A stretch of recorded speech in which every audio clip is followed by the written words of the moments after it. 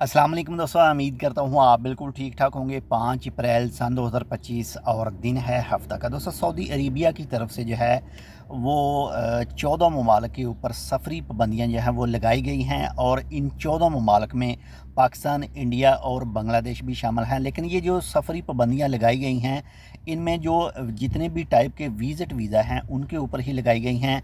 जो कोई भी 12 यानी 13 अप्रैल के बाद में, यानी 13 अप्रैल से स्टार्ट हो रही हैं ये पाबंदियाँ।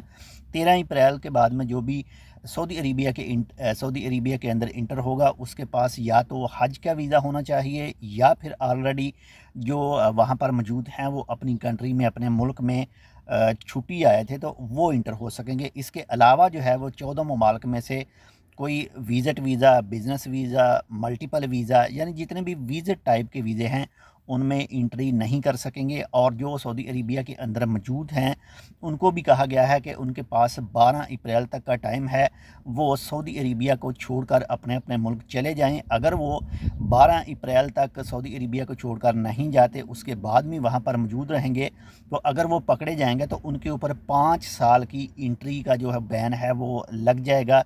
यानी 5 साल तक वो दोबारा सऊदी अरेबिया के अंदर इंटर नहीं हो सकेंगे।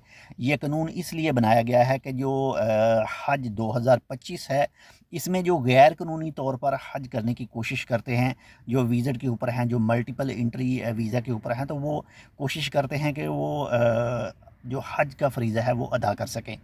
तो हज के फ़रीज़ा को रोकने के लिए, यानी उनका मानना है, उनका कहना है कि जो कोई भी ओरिजिनल वीज़े के ऊपर हज करने के लिए आता है तो वही बेहतर है वो हज करे, और बाकी जो हैं वो दूसरे जो हैं ना तो वो रिकॉर्ड में रहते हैं, ना ही उनका कोई डाटा मौजूद होता है, तो वो दूसरों के लिए भी जो मुश्किलात है वो पैदा करता है।